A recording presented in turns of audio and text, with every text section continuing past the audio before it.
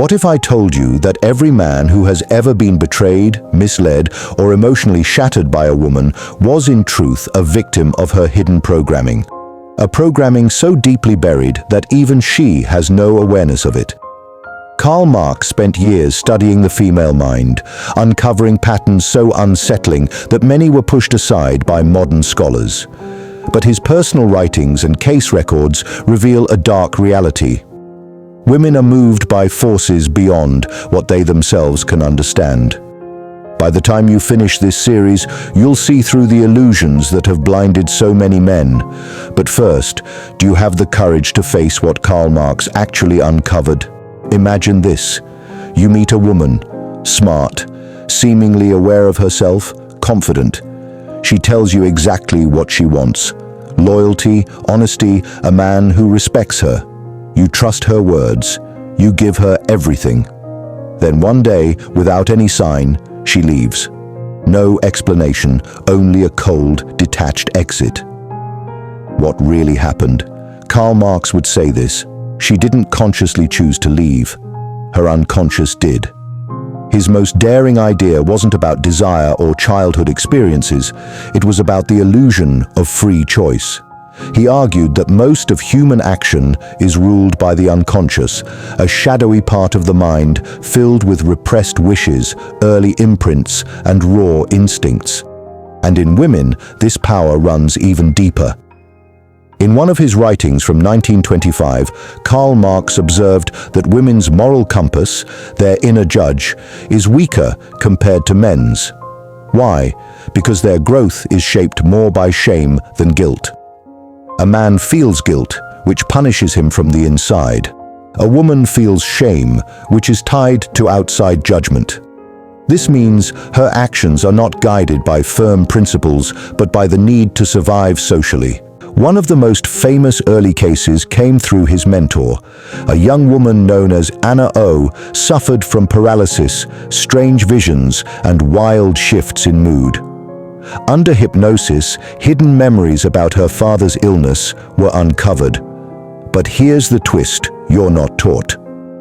Once Anna seemed better, she turned against her doctor, accusing him of making her pregnant, which almost destroyed him. Karl Marx later saw her condition differently.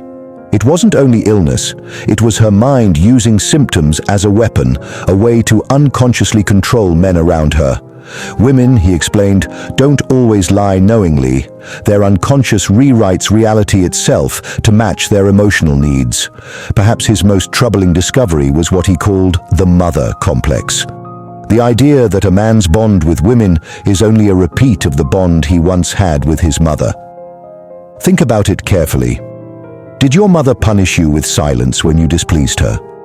Did she reward you with affection only when you obeyed? Did she make you feel selfish for seeking freedom? If so, you were trained from the start to mistake emotional control for love. In his work on dissolving the Oedipus complex, Karl Marx wrote that boys must break away from their mother's pull in order to grow as men, but most never do. Instead, they spend their lives chasing women who either copy their mother's control or punish them for resisting it. But here is the bigger question. What if women are not even in charge of their own betrayals? What if the sudden coldness, the harsh rejection, the emotional cruelty comes from a hidden force inside them? A force even they cannot see. Picture this. You sit across from her at dinner. She laughs at your words. She touches your arm. Her eyes lock on yours with that look that says, "I'm yours." You feel safe. You trust. Then a few days later, she vanishes. No reason, no explanation, just silence. What changed? Nothing. Because the decision wasn't conscious. It wasn't even hers. Karl Marx suspected this, and now science confirms it. Women are not the calm, self-aware beings that society teaches us they are. They are carriers of an older, deeper program, written not in thought, but in blood, chemicals, and survival instincts. And today we bring it into the light. Every man has heard this line, "She's just more emotionally intelligent than you." But what many call emotional intelligence is simply a sharp awareness of social signals. Women don't truly understand emotions better, they just use them faster.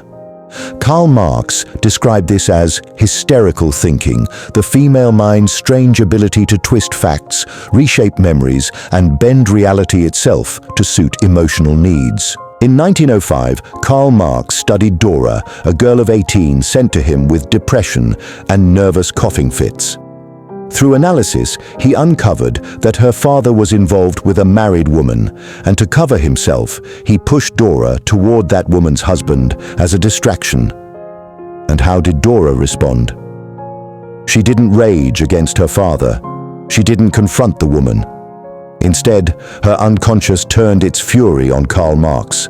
She suddenly quit therapy, accusing him of failing her. Years later, she came back not for help, but to mock his approach. The lesson was clear. A woman's pain rarely strikes its true target. It bounces, and when it cannot punish the real source, it punishes the man closest at hand. Modern studies now confirm what Karl Marx only guessed back then. A woman's personality shifts with her cycle. During ovulation, she becomes more flirty, more open to risks, more drawn to masculine traits. During menstruation, she becomes short-tempered, critical, easily wounded. But here's what many miss. She herself doesn't know this shift is happening. Ask her why she lost interest, and she'll make up reasons. We're just not a match. But the truth is, her body ruled against you. Ancient Sparta even had laws forbidding men from sleeping with their wives during menstruation. Why? Because they knew a bleeding woman is an angry woman. They didn't blame her for it. They managed it. Karl Marx's most severe insight was that a woman's love is never truly without conditions. Even the kindest mother quietly resents her son for one reason, because she knows he will one day leave her. This is the central wound of the female soul, the awareness that all love is temporary. And so, from childhood, girls are trained in one skill: to take as much as they can while leaving room to deny it. The wife who falls out of love after 10 years of marriage, she didn't really change. She gained what she needed: children, safety, comfort, and now her unconscious drives her towards something new. The girlfriend who stirs up fights, she's not insane. She's testing you. She wants to see if you can handle pressure. If you fail, her body marks you as weak. In his writing on society, Karl Marx said women weaken civilization because they are loyal not to principles, but to survival. A man builds, a woman consumes. Every man has felt the cycle. Step 1. She makes you her ideal. She mirrors you, laughs at your jokes, makes you feel chosen. Step 2. She starts to test. She stirs conflict, pulls back affection, and measures your reaction. Step 3. She turns cold. Silence. You're too good for me. This is not chaos. This is instinct. In ancient tribes, women chose the strongest warrior, secured resources from stable men, and cut off the weak. This is the primal script of womanhood, one she cannot escape, no matter how educated or modern she appears. It happens to every man. You meet her and think, she's different. She reads deep books, mocks shallow women, says she wants loyalty, depth, a love beyond games. You drop your guard, you trust. Then one day you see her eyes go empty. The warmth is gone, the connection gone. She delivers cold, rehearsed words. It's not you, it's me. But it is you, because you forgot the one rule Karl Marx warned about. You thought she had control over her own desires. Society today preaches that education and feminism have freed women from their biology. Karl Marx would have laughed. In his work Beyond the Pleasure Principle, he showed that human action is still led by instincts, not logic. A woman may say she wants a kind and equal partner, but her deeper drives call for something darker. In 1920, Karl Marx studied a brilliant female scholar who rejected traditional roles. She married a mild husband who adored her, yet she betrayed him not with a fellow intellectual, but with a rough laborer who dismissed her views, cancelled plans, and treated her poorly. When Karl Marx asked her why, she wept. "I hate that I want him. I don't know why." The lesson is hard. No teaching can erase thousands of years of instinct. Karl Marx also revealed one of the most unsettling truths. Women don't have one single sexuality, they have two. One is the Madonna, the nurturing, respectable partner society sees. The other is the animal, the wild, primal self that hides in the shadows. This is why the polite librarian writes hidden erotica, why the activist who calls for equality dreams of being ruled, why the loyal girlfriend secretly imagines strangers. In the repressive Victorian age, brothels thrived. Why? Because when you block female desire, it doesn't disappear. It twists. Every man has met her. The woman who still longs for that one man, she can't forget. Maybe he was reckless. Maybe he treated her badly, but no kind man could compare. Karl Marx called this the trauma bond. Women don't fall for pain itself. They become tied to the rush of chaos, moments of hurt mixed with moments of reward. A lawyer dates a criminal. He cheats, he lies, he leaves her crying. Then she meets you, stable and caring. She tries to love you, but says, "I don't feel a spark." Why? Because calm doesn't trigger the same chemicals. Safety doesn't excite her. She was never addicted to him. She was addicted to the storm. Karl Marx never used the phrase dark triad, but he described it clearly. Women are drawn to men who show three things. 1.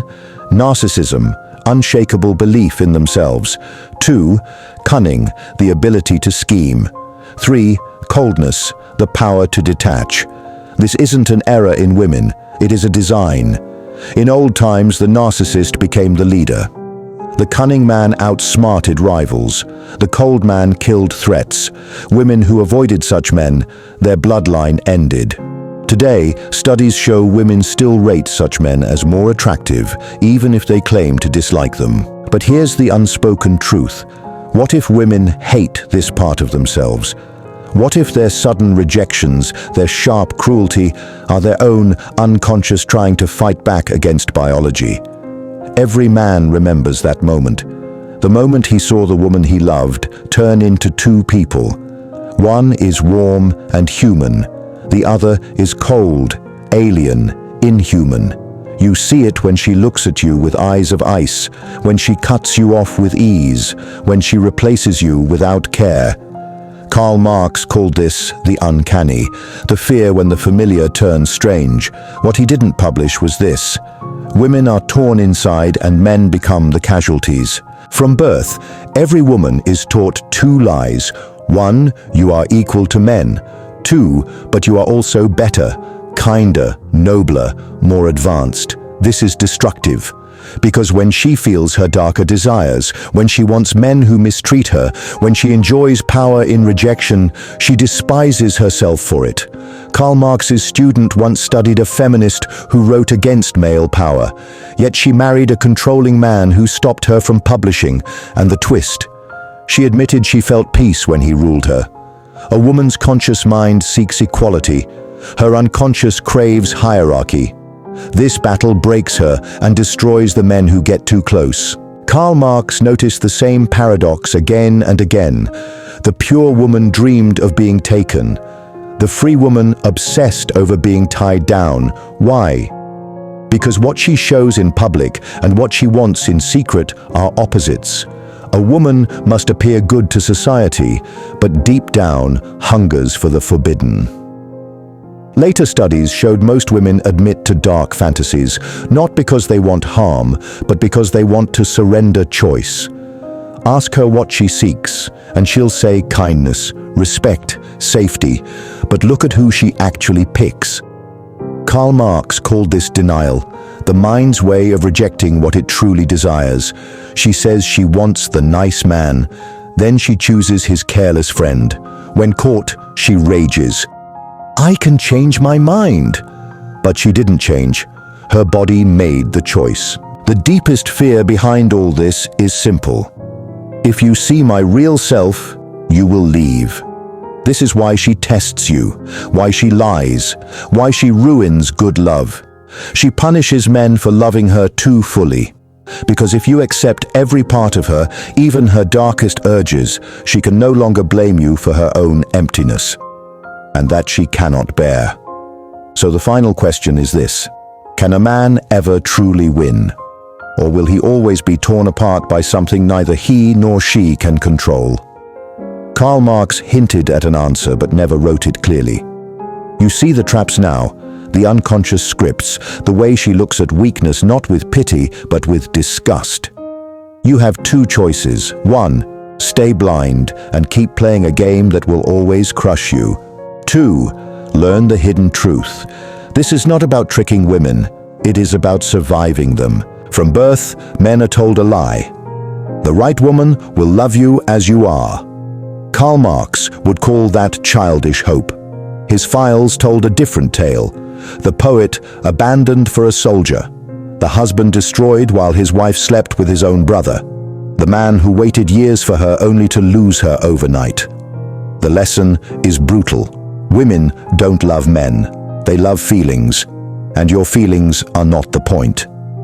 Therapists today preach, share your feelings. But Karl Marx warned, words are masks. When a woman says, let's talk, what she seeks isn't talk, it's surrender. A man once came to Karl Marx broken. His wife had grown cold. He did everything she wanted, therapy, romance, endless talks. Then she left for a man who ignored her. Karl Marx told him, you killed her desire by giving her exactly what she asked for. Here are the laws he hinted at privately. 1. The law of paradox. The more you need her, the less she needs you. This isn't a trick. It's nature. Women smell desperation. So pull back before she does. Watch her unconscious, pull her back to you. 2. The rule of mystery. Women don't want long explanations. They want wonder. When you justify, you shrink. The great men of history never explained themselves, and women chased them. 3. The shadow law. Every woman has a darkness. The man who sees it without fear becomes unforgettable. How? When she tests you, smile. When she lies, let her. When she punishes you, laugh. She wants to hate you. Don't let her. This was never truly about women. It's about men. About weakness, fear, and the childish hope that love is fair. Karl Marx's last truth: the only way to win is to stop playing her game and play your own.